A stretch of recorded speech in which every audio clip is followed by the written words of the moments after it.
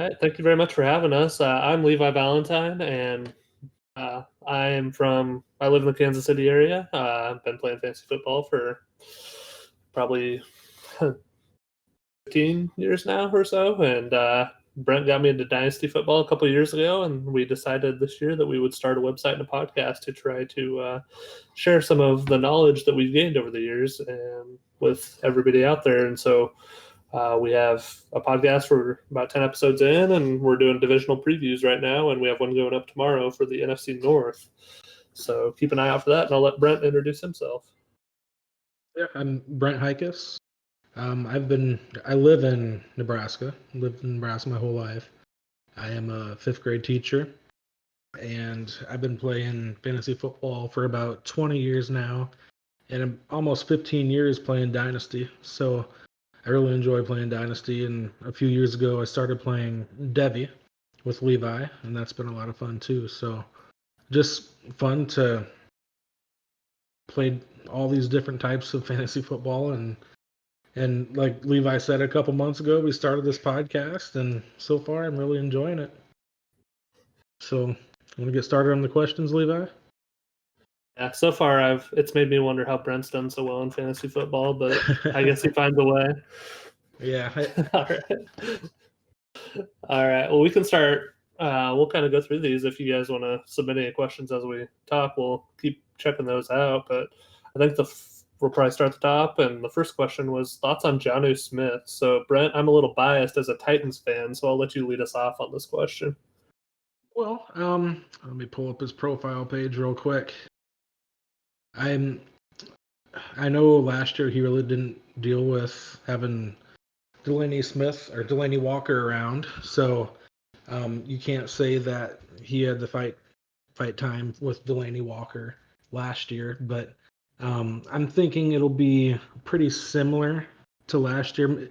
I'm sure he'll probably have a few more receptions. See, he got 35 receptions, 439 yards, and 3 touchdowns last year. I don't see him getting over 50 catches, but he might get close to it, so he might get a few more touchdowns. But I see it as Dynasty, he's around the 16th, 15th Dynasty tight end, and in redraft around the same place, maybe 16th or 17th. I'd say he's getting drafted about where he should be. I just don't expect a big year out of Jonnu Smith this year.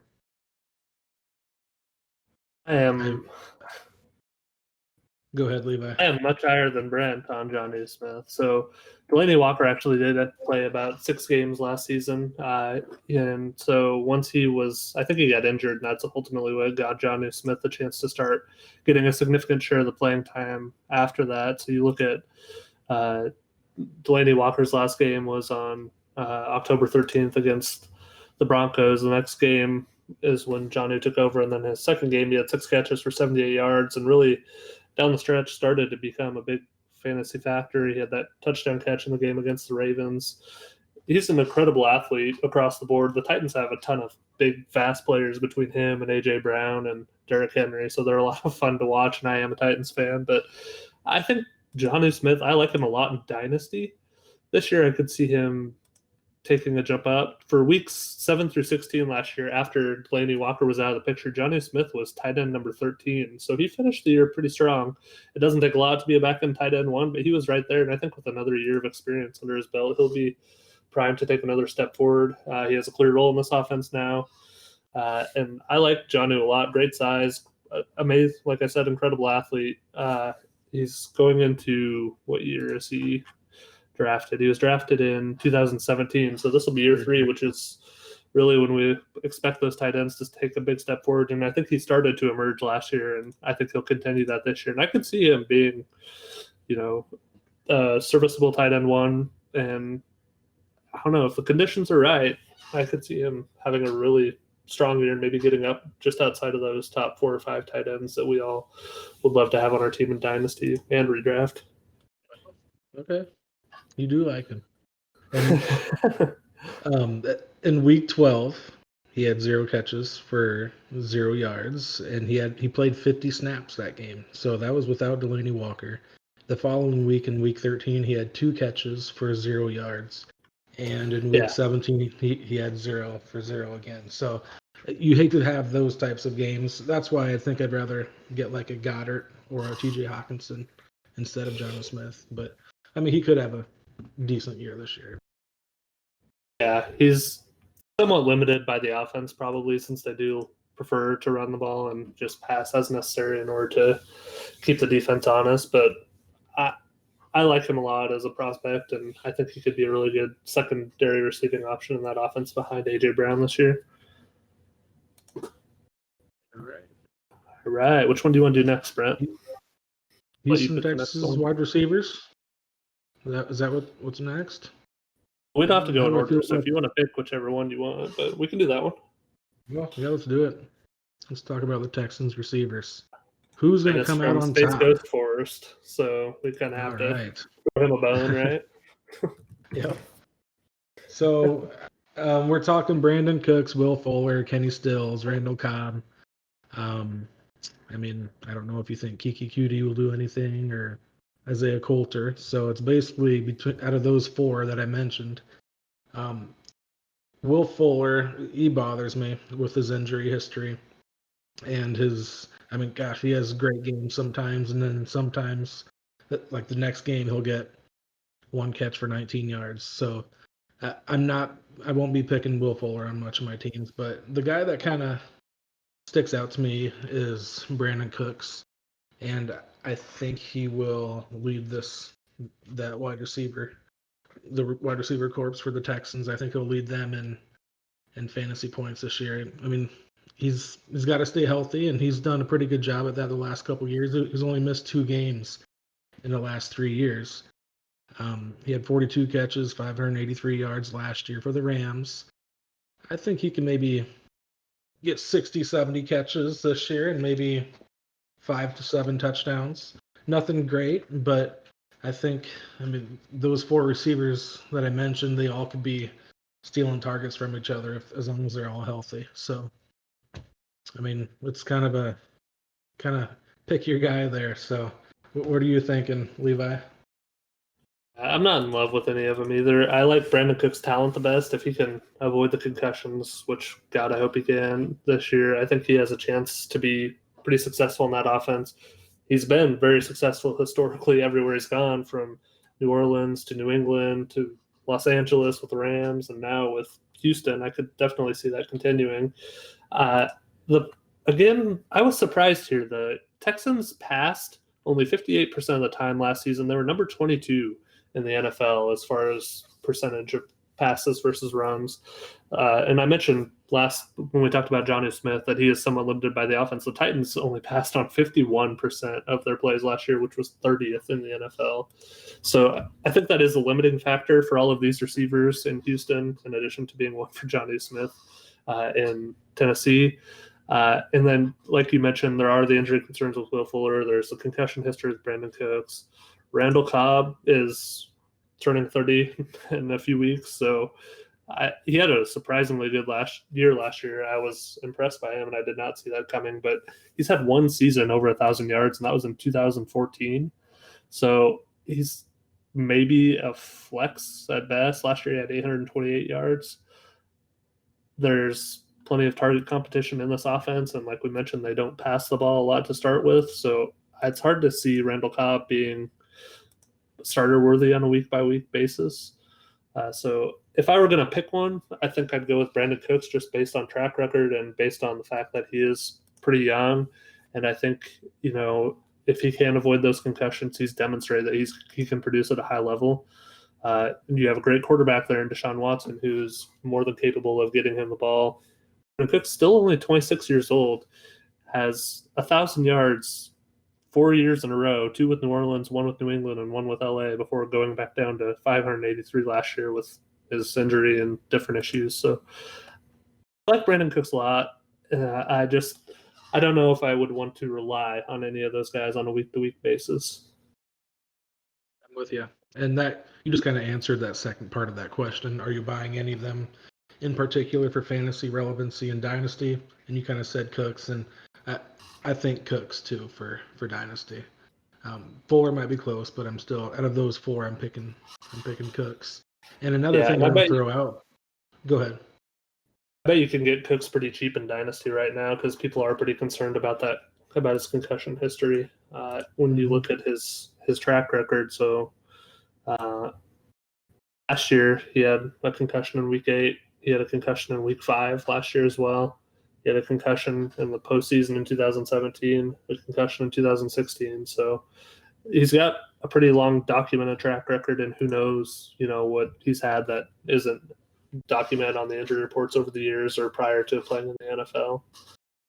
And he seems to get traded all the time too. How many times? Yeah. Four teams now, I think. Yeah, so he played for, like I mentioned, the Saints, the Patriots, the Rams, and now the Texans. Yeah. Wow. All right. And another thing I want to throw out there real quick.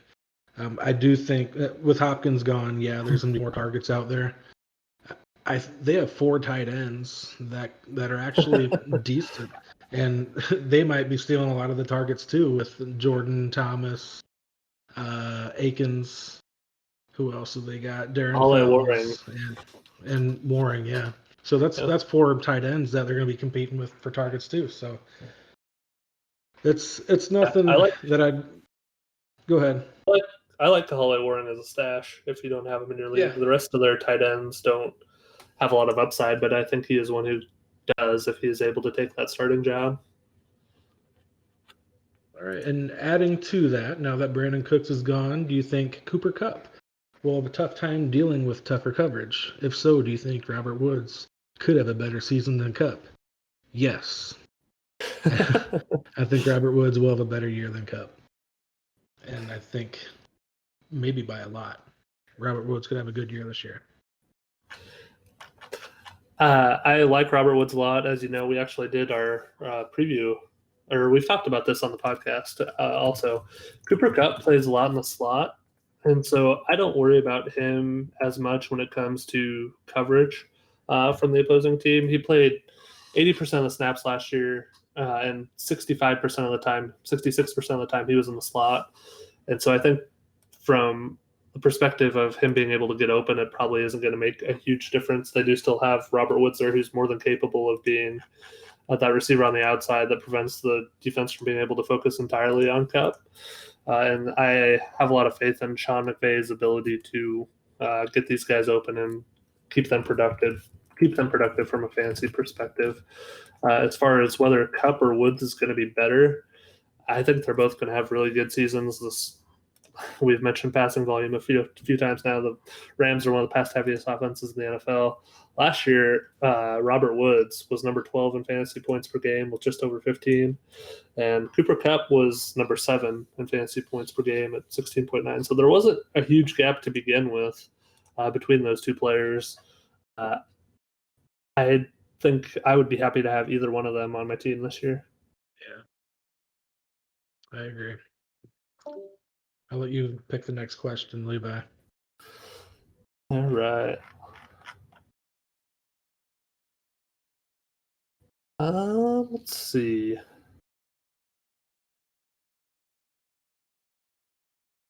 Let's go with this one. I like Joe Mixon a lot, as you know, Brent. So I'll ask you, where does Joe Mixon rank among running backs this year for you?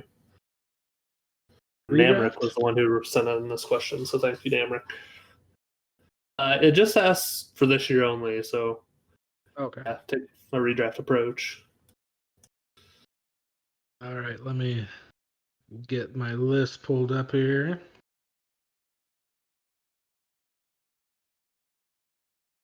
I like Mixon as a running back 1 this season, and I could see him potentially having top 5 running back type upside.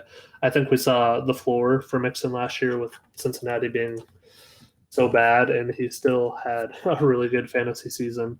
And their offensive line has improved with some of the pieces that they've added in the offseason. And then last year, even with that pretty bad offense, Mixon was number 19 in fantasy points per game, just over 14 points. He finished on a tear at the end of the season. So halfway through the year, he was pretty rough. And then he finished the last few weeks pretty strongly. So I like Mixon a lot, and I think with some of the weapons they've added, with getting AJ Green back, having Joe Burrow to open up the passing game a little bit, T. Higgins is there now, and of course Tyler Boyd's still there. I think that'll open up some running lanes for Mixon, and I think he's in a really good position to have a really strong year. Yeah, I agree. I was looking at my rankings, and I see that I have him 6th out of all the running backs, so definitely running back 1. I like him more than Dalvin Cook. I like him more than Nick Chubb, and Josh Jacobs, and those guys. But Derrick Henry and Alvin Kamara are slightly ahead of him. But yeah, I think having Joe Burrow there kind of open up that offense a little bit, and I think the Bengals offense will be actually pretty good this year. And as long as Mixon stays healthy, he can get you some good fantasy points this year. So I definitely see myself having a few shares of Joe Mixon on my fantasy teams this year. Yeah, I agree. All right, I'll let you pick the next one, Brent. You want to talk about Steven Sims? I can tell this guy really likes Steven Sims. His username is Steven Sims, and he wants to know why he's the most underrated player in fantasy this year. So I'll let you take it, Levi. I guess he's the most underrated because underrated? nobody likes him as much as this guy. Steven Sims. What can we say about Steven Sims? He played just down the road from me at KU in college, so rock chalk if you're a KU fan. Behind Terry McLaurin, I think that depth chart is wide open, and I think Steven Sims is a good candidate to be the number 2 receiver in that offense. He had a really good finish to the season last year. Let me pull up his game log, if I remember correctly. Yeah, so he had a really strong finish, actually. In the last 3 games, he had 8, 10, and 11 targets, 5, 6, and 5 receptions, and between 45, 64, and 81 yards, touchdown in each of those games, and 2 touchdowns in one of those games against the Giants. So he came on strong at the end of last year, and I see a little bit of what you like there in Steven Sims. He is a smaller receiver, 5'10", 176, so he plays primarily out of the slot. About 73% of the time he's operating in the slot, which apparently he was able to overcome Trey Quinn, who I liked a lot going into last year, but didn't pan out at all, and take a lot of those slot receptions. I think he has a role in that offense, and I could see him having a good year. I was trying to see, Brent, I'll let you talk about it a little bit, and I was going to see where he's going in ADP right now. I was just looking at Trey Quinn. Looks like he must, I don't remember, but he must have got hurt around week 13, and that's kind of when Steven Sims kind of picked up a little steam, and Trey Quinn, I mean, he didn't do horrible to start off the first half of the year. So it could be that slot position actually might get you some pretty good value at Washington, especially with a young quarterback with Dwayne Haskins. But yeah, I think Steven Sims, Gandy Golden has an opportunity. Trey Quinn and Steven Sims might be battling for that slot position. So I think Gandy Golden will take that outside receiver spot now that Kelvin Harmon is hurt. So there's a good chance that Steven Sims or Trey Quinn could be that number 2 wide receiver fantasy-wise. I do like Terry McLaurin this year. He'll do great. He might even be a wide receiver 1 with him. I mean, it's basically just him, honestly, at wide receiver. But Steven Sims, I mean, decent. He might be a good pickup late in the draft, but Trey Quinn coming back does kind of worry me because he did obviously he beat him out last year to start out the year. Yeah, the other thing with Washington is I don't love any other tight ends. I mean, you have Jeremy Sprinkle, Logan Thomas, and Richard Rodgers, so not a lot to like there, which opens up more opportunity for those receivers. It'll be interesting to see what they do with that offense. And another guy that might actually play possibly more slot than Steven Sims and Trey Quinn is Antonio Gibson. He played a lot of wide receiver at Memphis last year, and who knows, maybe he'll take that slot position. So, I mean, I know you like Steven Sims, but I'd stay away. But if you're gonna waste a late pick on him, go ahead and waste a late pick on him. But I don't think I'd be doing that. Yeah. My browser crashed, so can you hear me? I'm back. Yeah. Yep, you're back. All right. I see you. All right. Sorry about that, everybody. All right. So where I'm at on Steven Sims then is just bottom line is I like him as a stash in Dynasty, and I probably wouldn't waste a roster spot on him at least to start the year in a redraft league, but definitely a good guy to have on the end of your bench in Dynasty and won't cost you much. All right. Next question. You can pick it. Your turn to pick. So I have one request. I think nobody is here in the channel right now. Yeah, so nobody. You asked a question that I want to answer, but I want to know what you consider deep. So if you could post in the AMA, you asked about deep flyers for Devy or Campus to Canton leagues that could break out this year and eventually succeed in the NFL. Let me know what you consider deep. I want to know how deep to go. But so we'll keep an eye out for that. But in the meantime, let's talk about. When you said nobody was here, I thought really thought yeah. Nobody was here. His username is nobody. Let's talk about this one from Inspirational Pinecone.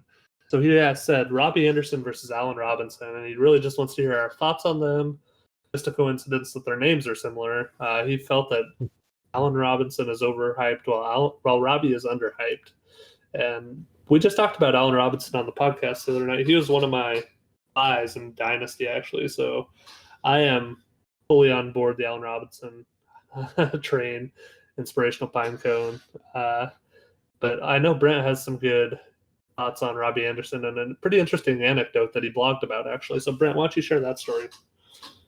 Yeah, Robbie Anderson, he went to Temple a couple years ago, and he got kicked off the team, and his coach was lobbying for him to get better and get back on the team. And that coach is Matt Rule, who is currently the coach at Carolina right now. And interesting enough, Robbie Anderson went ahead and signed with Carolina Panthers with Matt Rule. So, and with their new offensive coordinator, Joe Brady, he's going to really open it up, and he's going to let Bridgewater throw it around to his receivers and McCaffrey. And Robbie Anderson, he was a pretty good receiver. He had a couple good years for the New York Jets, and that's pretty good to say that you had a couple good years at the New York Jets. And I think there's a good chance that Robbie Anderson could have a good year at Carolina, especially in the new offense. And I can see him being the second wide receiver in line at Carolina.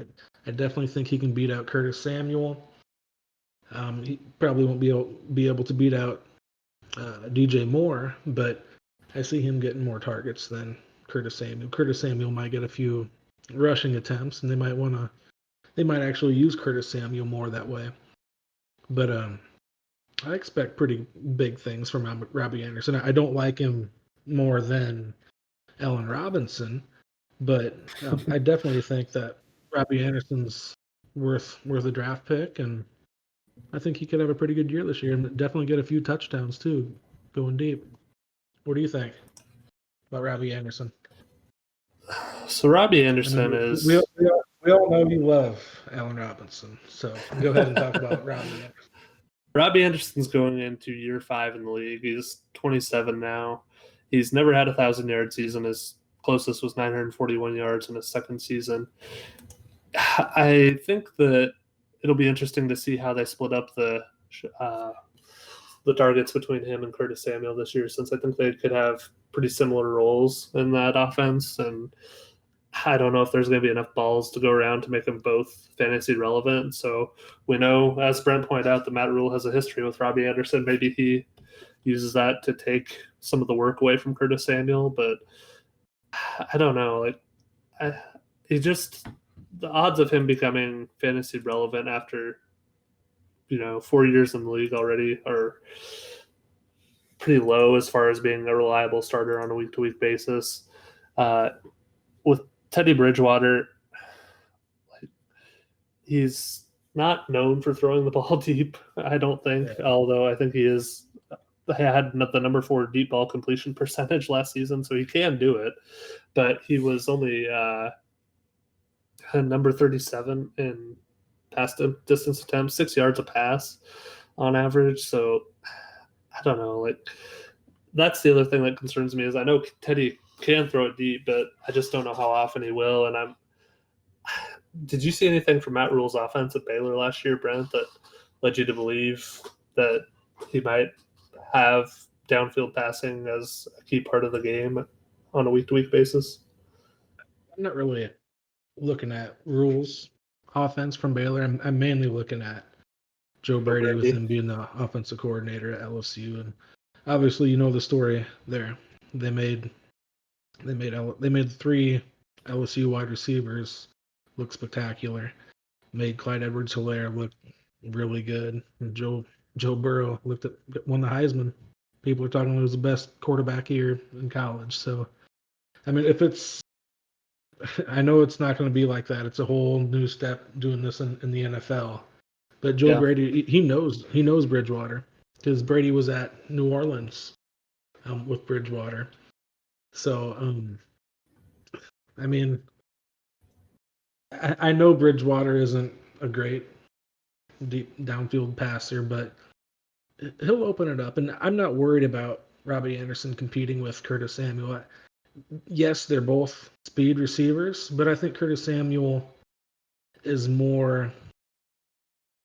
I think this year they're going to use Curtis Samuel more like he was used in college. He'll get some screen passes, he'll do some reverses, and just some random running plays. And every once in a while, he might go deep. But I think they're different types of players, him and Robbie Anderson. I think you'd be surprised a little bit. So last year, Curtis Samuel had the number 11 total target distance, 1,542 yards. His average target distance was number 17 among receivers. So he goes downfield quite a bit, and that was kind of a specialty last year. They weren't very successful at getting him the ball. His catchable target rate was awful, 105th in the NFL, only 63%. So obviously we know the issues with the Panthers quarterback play last year, and I think Curtis Samuel was a victim of that. And so his role has been that downfield target. It hasn't been successful though. So they might how much is that?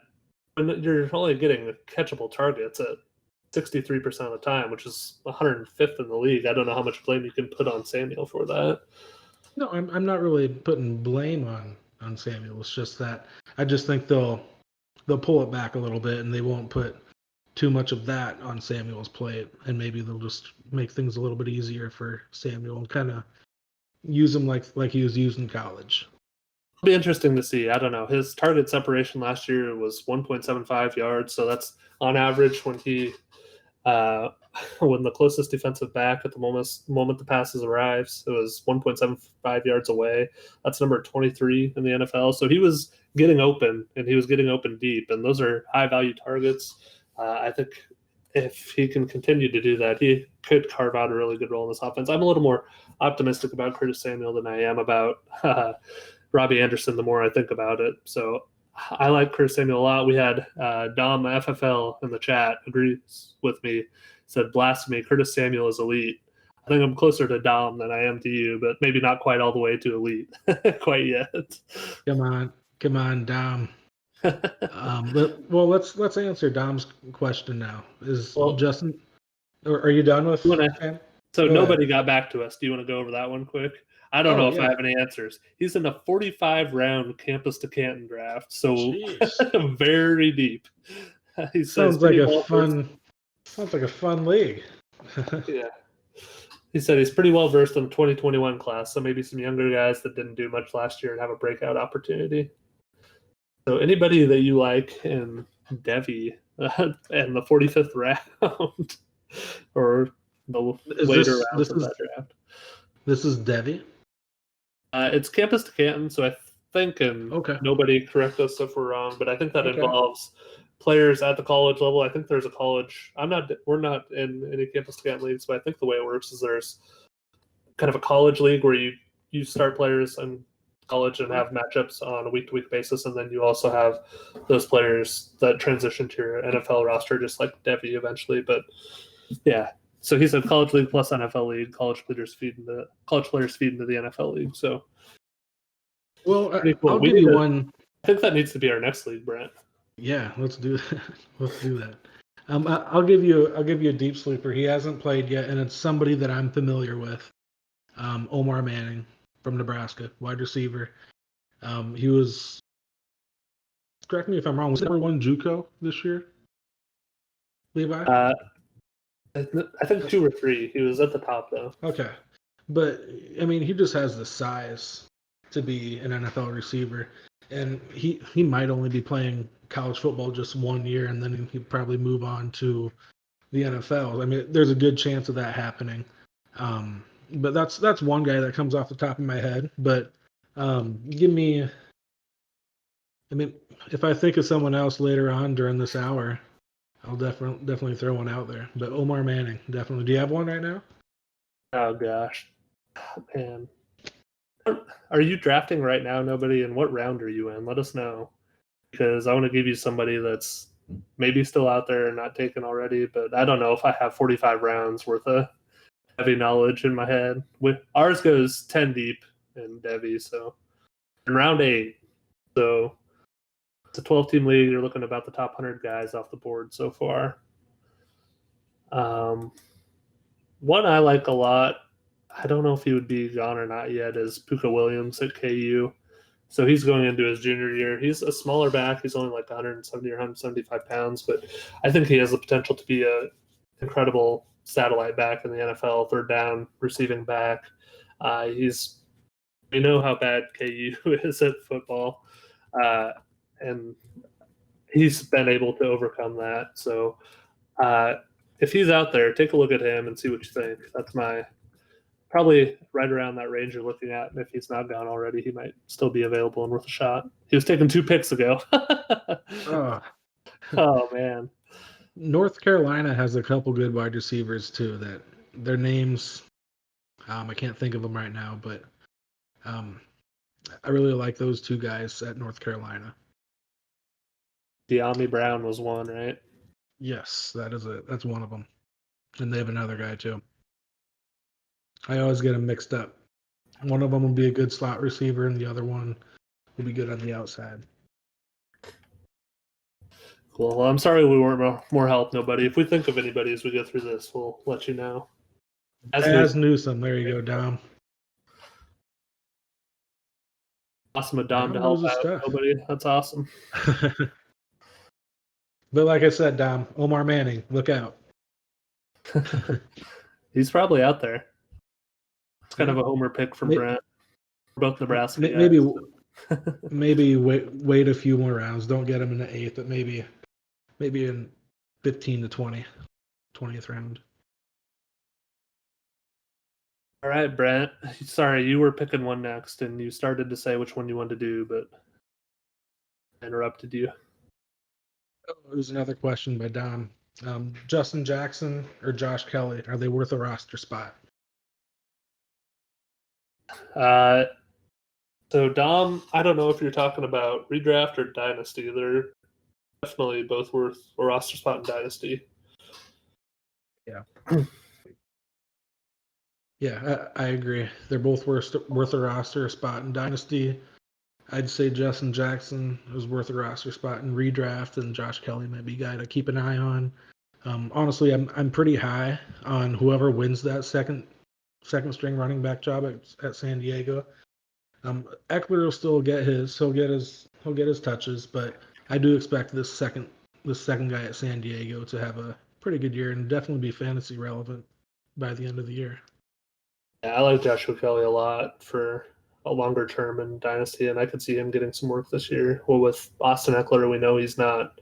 And as we have an AFC West preview episode out there actually already. We've recorded that one and it's published, so go check it out. But my sell in dynasty was Austin Eckler, and he's really one-dimensional as a pass-catching back and never had a significant number of carries in the running game. And so I think Joshua Kelly could slide into that role if he can beat out Justin Jackson. But whoever of those two who ends up getting that job, I think they're going to get a decent amount of work this year.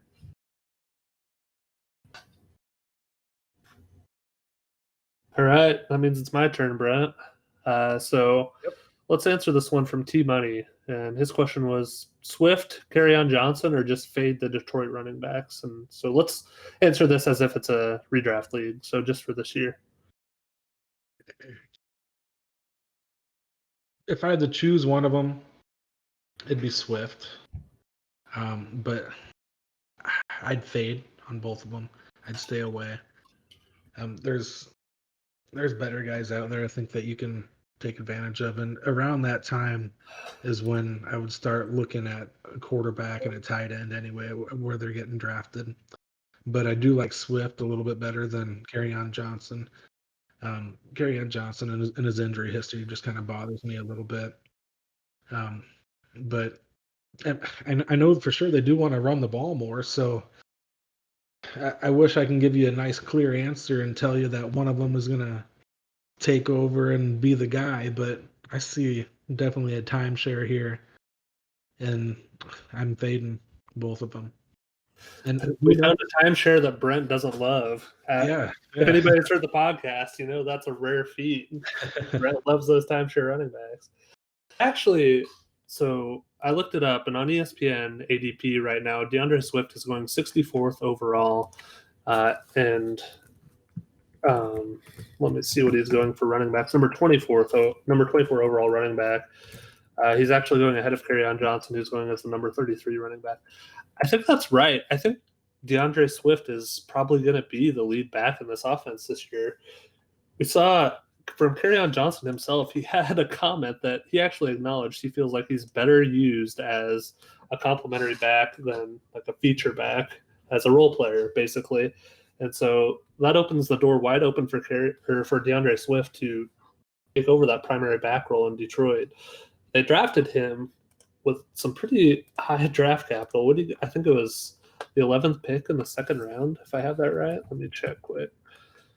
And so I think they've invested.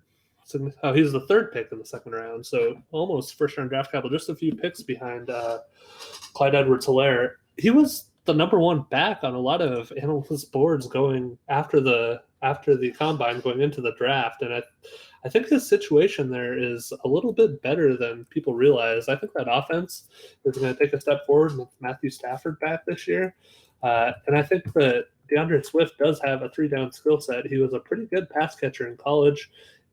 He had 24 catches last year and 32 the year before, so he can do it all. And he was incredibly efficient in the SEC as a running back at Georgia, averaged 6.2 yards carry. I don't see a lot not to like about DeAndre Swift, and I think that they sent a message when they took him that highly in the draft that they're ready to move on from Kerryon Johnson as far as having a sizable role in that offense. So give me DeAndre Swift this year. And at that value, 64th overall, so you're talking, what would that be? If you're in a 12-team league, the beginning of the 7th round? Beginning of the 6th round, I guess it would be. Yeah, so I think at that point in the draft, he's worth a shot when probably has more upside than a lot of the other running backs in that range. Good points. But yeah, if I had to choose between both of them, I'd definitely pick Swift, redraft and dynasty. I agree. All right, Brent, what are we talking about next? Well, we got the Clyde Edwards-Helaire hype conductor. Here's a couple good questions for us. He just drafted Preston Williams. Make him feel better about it, or end his whole career.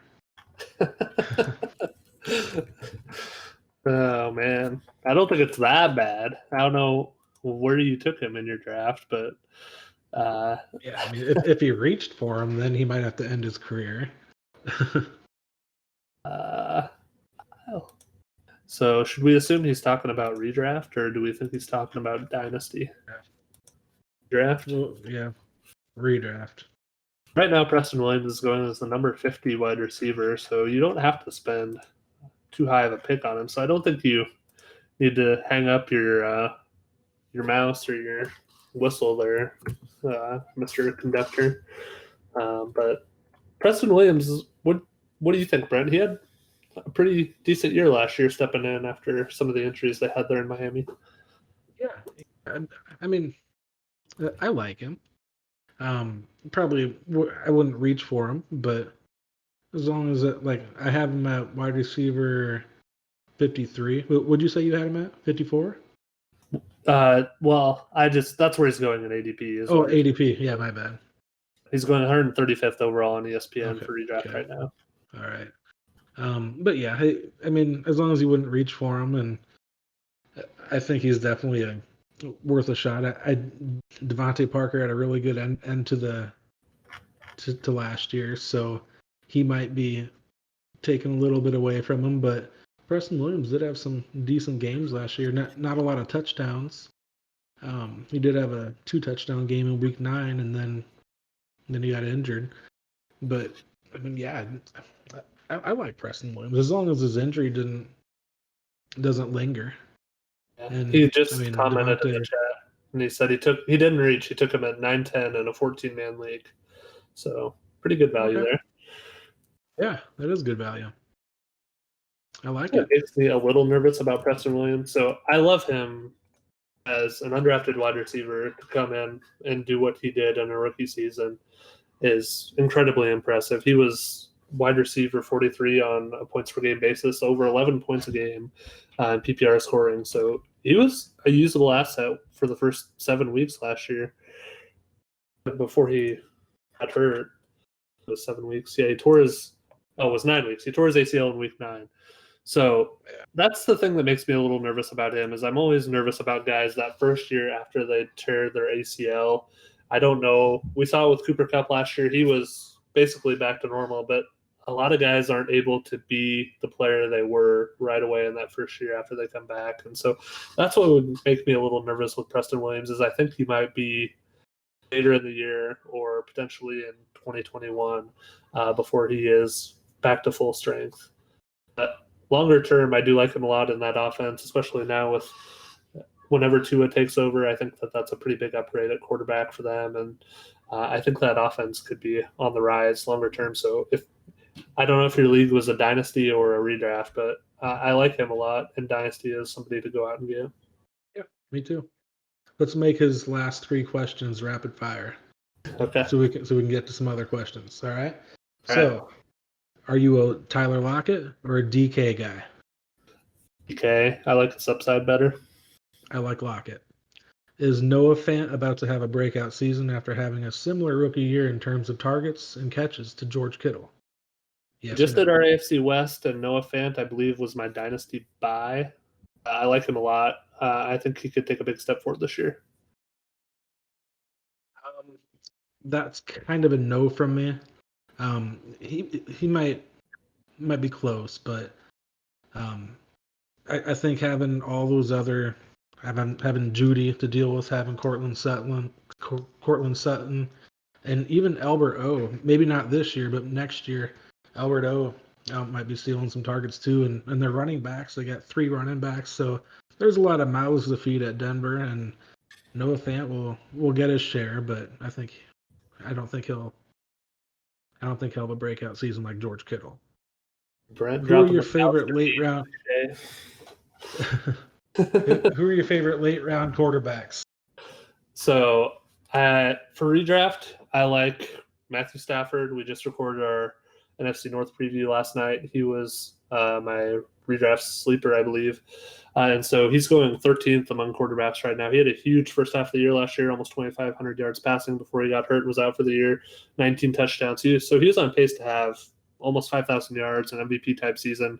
If he can repeat that this year, I like him a lot. If you want to go a little deeper, I like Teddy Bridgewater a lot in that offense with Matt Rule and Joe Brady working together. With the weapons that they have at wide receiver with DJ Moore. We talked about Curtis Samuel and Robbie Anderson.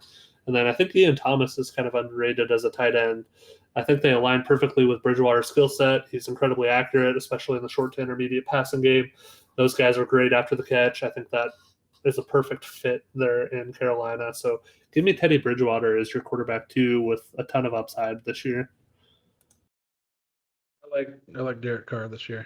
We talked about him in our previous podcast, and I like Derek Carr, especially. I mean, the site that I'm looking at, he's quarterback 28. You can easily get him as your quarterback too. So Derek Carr is my guy. You might have to get Marcus Mariota as your third quarterback just in case, because that leash is shorter now. But I think if Derek Carr can get past those first couple games and look decent, I'm liking Derek Carr as a pretty good fantasy quarterback. He had surprisingly if you look at the stats, he had a decent year last year. All right, next question, Levi. All right, let's talk about the Giants wide receivers. So this was a question from Ink. I'm probably getting that wrong, but it's INQUE, so thanks for submitting that. His question was best Giants wide receiver to own this year. Also, could you list the projected receptions leaders on the Giants in order, including Saquon and Ingram? I don't know if I have... No, I don't have a model that projects all that out, but maybe we can talk a little bit about who we expect to get the most receptions in this offense, Brent. Any receivers in that offense you like? So they've got on the depth chart Sterling Shepard, Golden Tate, Darius Slayton, Corey Coleman is maybe the top four. All right, let me get these. Let's pull it up here. All right, let's assume that all these guys are going to be healthy. So I'm going to say Sterling Shepard. He's my favorite receiver out of this group. He did lead him in receptions last year. Darius Slayton had more yards than him, but Sterling Shepard still led the team in receptions, and he only played 10 games last year. So I expect big things from Sterling Shepard. I just like his skill set. Great route runner. Just seems like a great natural receiver. I'm a big fan of Sterling Shepard. My number 2 in that offense probably be Golden Tate. Let's see. Yeah, Golden Tate, and then probably Saquon. Evan Ingram. He's got to stay healthy. Yeah. I'd probably put Ingram next, and then that's all I'm going to mention. Oh, not even a mention for Darius Slayton, huh? Did I not mention him? Okay, but I'm throwing. I thought I did. Throw Slayton in there between or around the same area as Ingram and Barkley for receptions. I like Slayton probably the best add value in this offense. He had 740 yards last year as a rookie out of Auburn, so he's taken in the 5th round, so he wasn't a high draft pick. To step in and do that, he was averaged 12 points a game in fantasy scoring based on if you use PPR scoring, and number 38 among receivers. For a rookie to come in and do that in an offense where they didn't have a lot of other weapons as far as in the passing game who could, maybe take some of the top corners away from him. You mentioned some of the injuries they had, Brent. I was impressed by Darius Slayton last year, and he doesn't have to improve a lot on what he did to get to wide receiver 2 flex type territory in your typical redraft league. So I like Slayton a lot. The other two, I mean, at this point, I feel like they kind of just are what they are. Like, they've both been around. Sterling Shepard has been in the league since 2016. Golden Tate's 31 now, going to be 32 next in a few days here, actually, on August 2nd. Happy birthday, Golden. But they, like, Sterling Shepard's best year was 2018. He had 872 yards, so not that much better than what Darius Slayton did last year. And Golden Tate is what he is. I mean, he misses a lot of games. He has last played 16 games in 2017. He's getting older. I just don't see a lot of upside for Golden Tate. So if I were going to take a shot on somebody in this offense, I would take Darius Slayton. I think Evan Ingram is somebody with a lot of upside. Brent mentioned his issues staying healthy. I think that's the biggest obstacle in front of him. He's incredibly productive when he is healthy. Last year, he was number 7 in fantasy points per game among tight ends when he was healthy, 13.7 points per game, but he only played 8 games. In 2018, he played 11 games, and again, was productive, but, it's just hard to count on Evan Ingram. Maybe as a tight end, too, in a redraft league, I would take a flyer, but I don't know if you're going to be able to get him at that type of value. So, honestly, for me in redraft, he's probably a fade.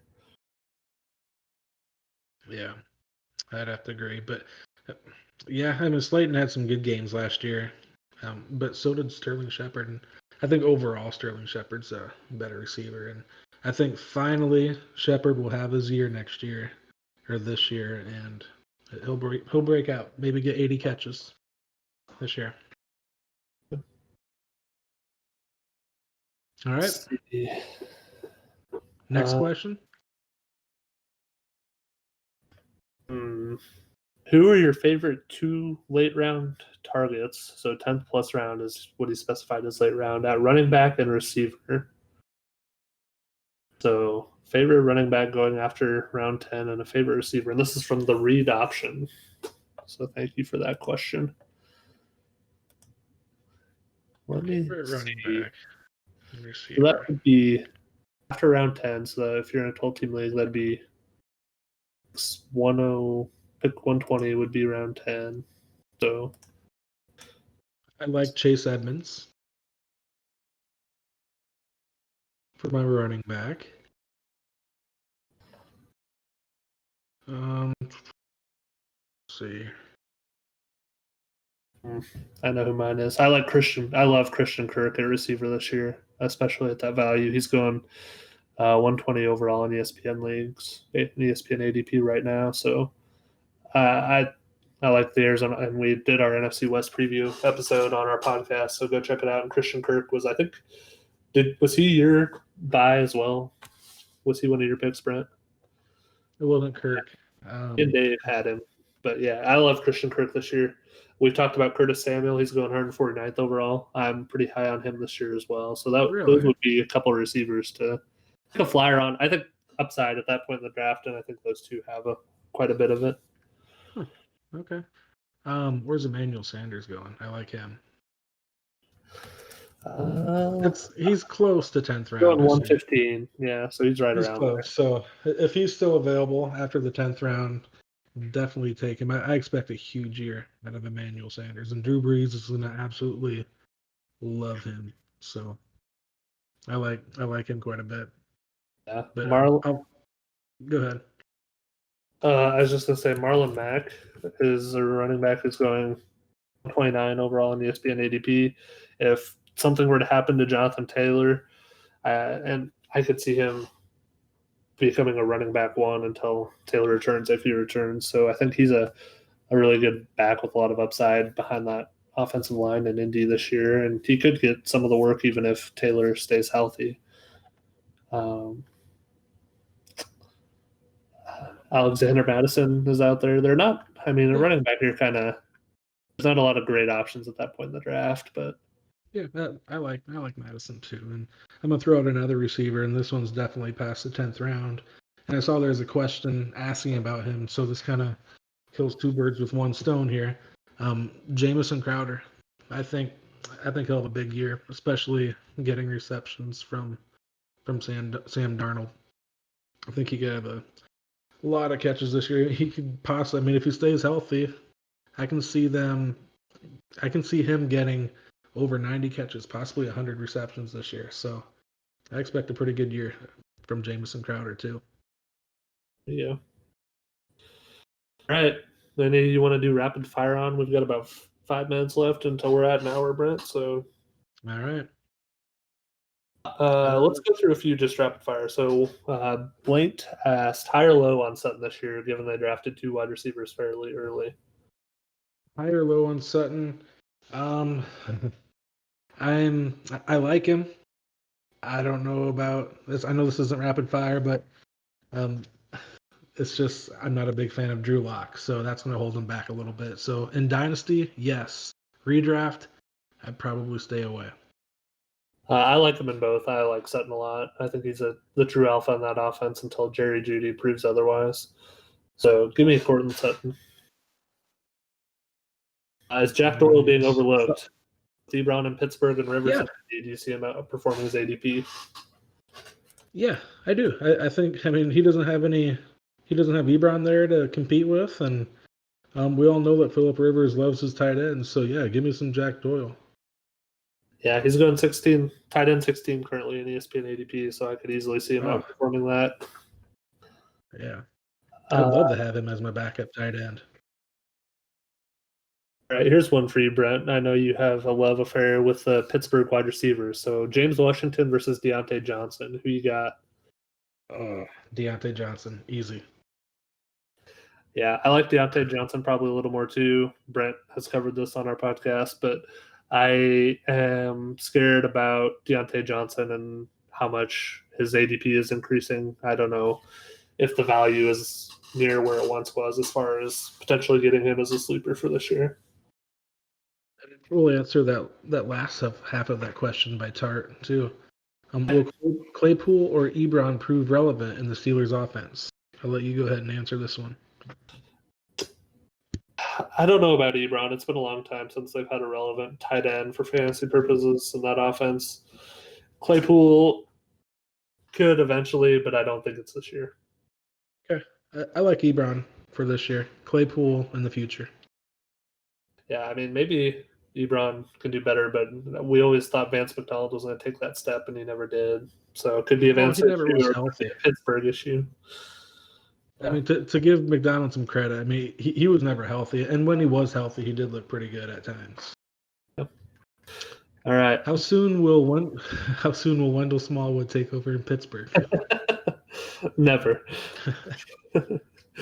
I like that question. What else we got? Any more rapid fire you can see? Well, this is kind of not really breaking news. I mean, it happened a couple hours ago, and Pineapple Pizza asked us to predict do we predict any big time name fantasy relevant players opting out for the 2020 season? I don't know if you guys knew this or not, but Devin Funchess has announced that he's not going to be playing this year. So that brings up Allen Lazard. I think he can have a big year. I thought he was going to have a big year anyway. I think he'd beat out Funchess anyway.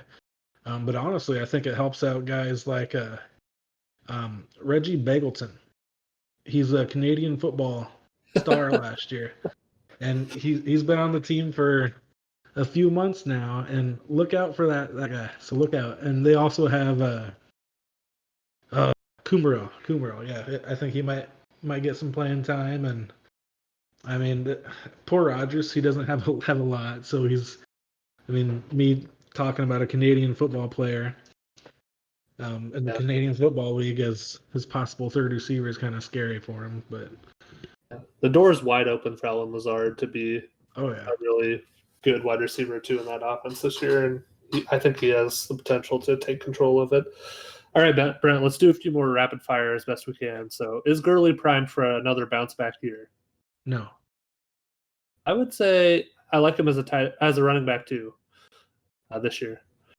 Let's see. How do you feel about Chris Carson? Can he finish the season as a top 15 running back? No.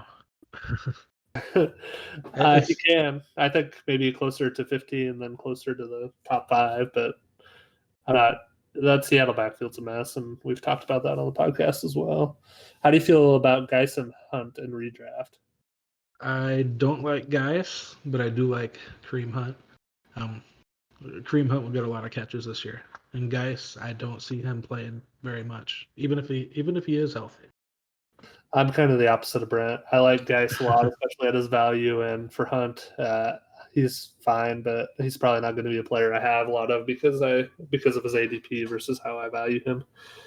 Let's see. Brent, any players you have a gut feeling about, but the numbers just don't support that feeling?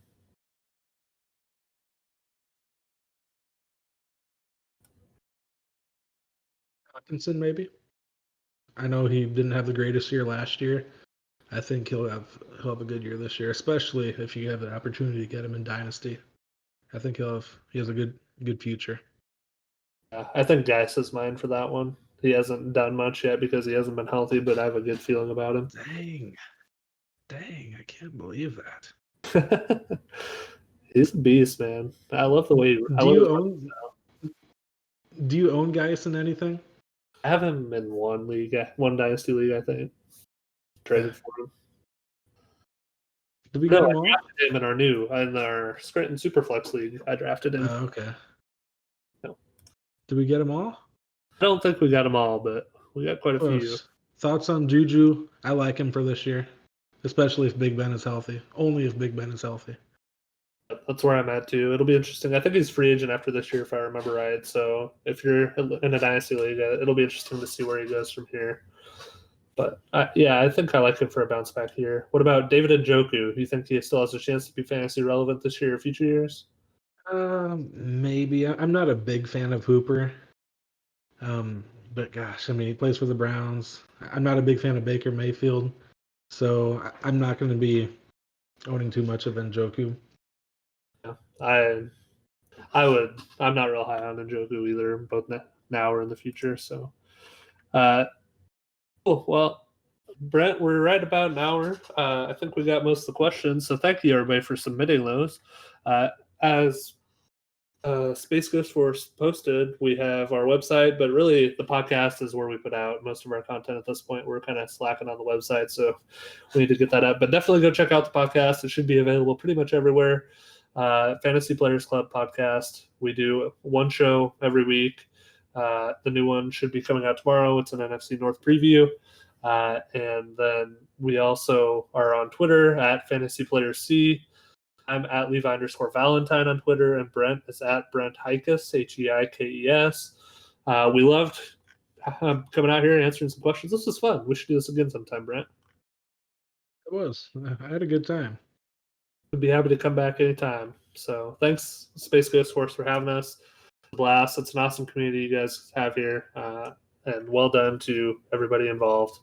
Really appreciate it.